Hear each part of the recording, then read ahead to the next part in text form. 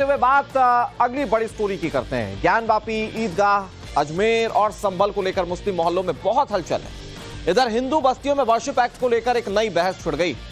दावे और दलीलों के बीच मंदिर मस्जिद पर कौन सा पक्ष किधर है, यह समझने की कोशिश हमने की। मस्जिद में मिलने वाले सनातनी सबूतों को लेकर दिल्ली से लेकर मुंबई और अयोध्या से लेकर संभल तक हमने हिंदू और मुस्लिम दोनों पक्षों से ग्राउंड रियलिटी जाननी चाहिए। इस दौरान किसने क्या कहा, आपको पूरी रिपोर्ट दिखाते हैं। मुद्दा प्लेसेस ऑफ वर्शिप एक्ट का है। लड़ाई मंदिरों को वापस पाने की है। कवायद मंदिर मस्जिद बहस खत्म करने की है। हाजिरी सुप्रीम कोर्ट में लगाई गई है। 12 दिसंबर को हिंदू पक्ष और मुस्लिम पक्ष अपनी अपनी दलील रखेंगे, मगर उससे पहले पब्लिक क्या सोचती है, ये ऑन कैमरा समझने की कोशिश की। औरंगजेब के आने से ही सब तोड़ के मस्जिद बनाई गई और एक्ट हटना चाहिए। उससे हिंदुओं की जीत होगी और जितने भी मसले हैं ये इससे खत्म होंगे। पुरानी चीजें हैं सब, और आज से नहीं, काफी टाइम से है और कोई प्रूफ भी इस चीज का नहीं मिला अभी तक, तो बस ऐसे ही कहा जा रहा है। वर्शिप एक्ट खत्म करके पहले एक बार ये जो हमारे पहले से चले आ रहे बहुत सारे मुद्दे हैं उनको समाप्त किया जाए, क्योंकि ये आज नहीं तो कल फिर से उठेंगे। बार बार लोगों के मन में ये आता रहेगा। आज जो देश में चल रहा है, ये एक देश जो तरक्की कर रहा है इसको पीछे ले जाने वाला काम चल रहा है। ये हर मस्जिद में जो चाहे वो चले आ रहा है, पिटीशन दायर कर रहा है और बस मस्जिद के नीचे ही मंदिर नज़र आ रहा है। मुझे तो ये लगता कि जो ख़त्म हो तो होना चाहिए। कोर्ट जो निर्णय लेगा वो सम्मान रहेगा सबके लिए। देश में मोहब्बत का माहौल बना रहे, देश तरक्की की तरफ जाए और फिरका परस्त ताकत और नफरत की सोच का गला घोटने के लिए बना है, तो वर्शिप एक्ट बिल्कुल रहना चाहिए। मेरा मानना है कि अगर इसे वर्शिप एक्ट को खत्म कर देना चाहिए, ये बेहतर होगा जन सामान्य के लिए भी। और जो ये आए दिन विवाद उत्पन्न हो रहे हैं, तो इसको खत्म करने के लिए वर्शिप एक्ट खत्म करना बेहतर होगा। अगर जो भी निकल रहा है, अगर पूजा का स्थल वहाँ जब भी था या अब भी है, तो पूजा का स्थल ही रहना चाहिए। चाहे उसमें नमाज पढ़ी जाए, चाहे उसमें पूजा की जाए।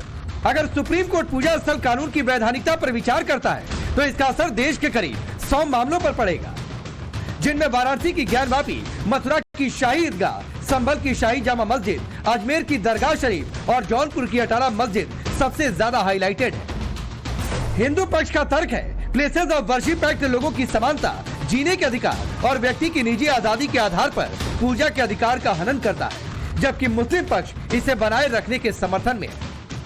मुगलों का शासन आया, उन्होंने मंदिर तोड़ करके मस्जिद बना दी वहाँ पर, तो अब उसका खुलासा हो रहा है। जब कोई एक्ट उसमें अगर अड़चन ला रहा है तो उसको तो हटना चाहिए। वार्षिक एक्ट जो है ये, अगर इसको खत्म कर दिया जाए तो जितनी मस्जिदें होंगी उसके नीचे मंदिर निकलेगा।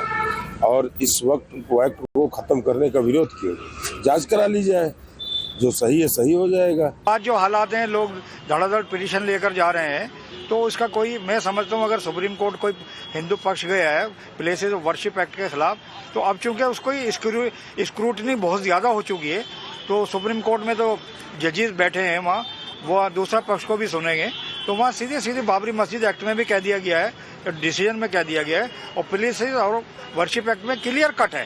तो लिहाजा वो मैं समझता हूँ वो जो पिटीशन ऐसी डाली गई 1 तारीख पर उड़ जाएगी।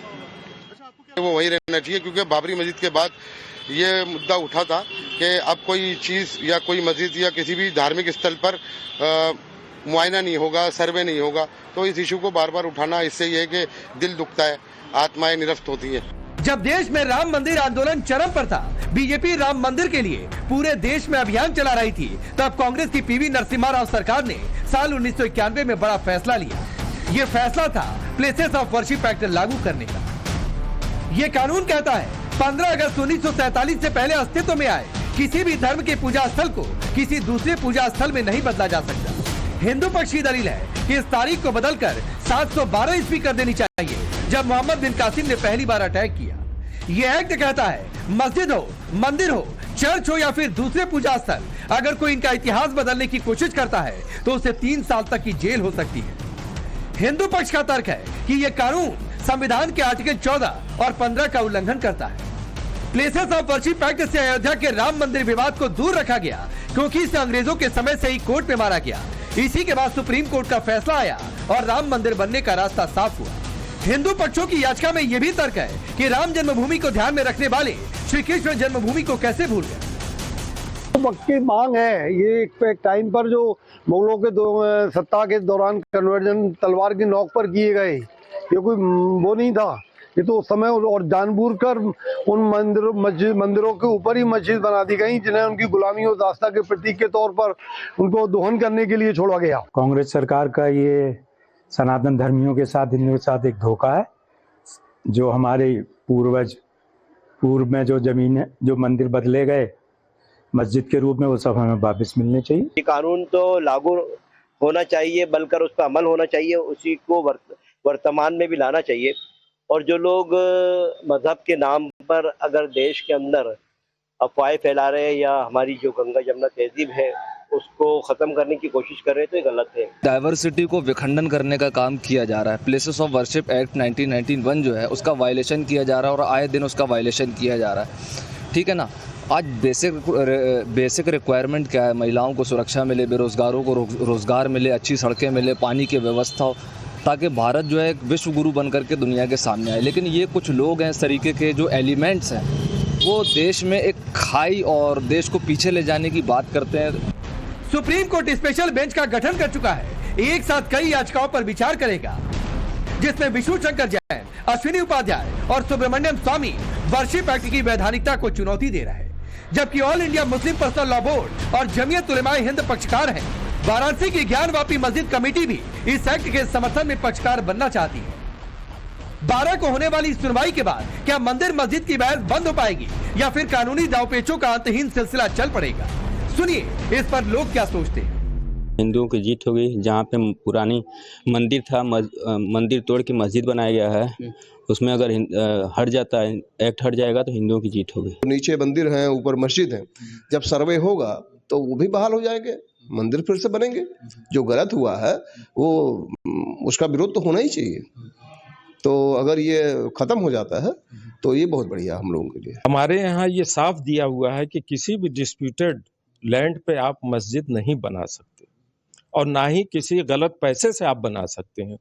तो हम ऐसा कैसे कर सकते हैं? अब वो 500 साल पुरानी मस्जिद है संभल की, उनको अगर बनाना होता तो वो क्यों वो करते? वो के सारे को कन्वर्ट नहीं करा देते सारे हिंदू लोगों को?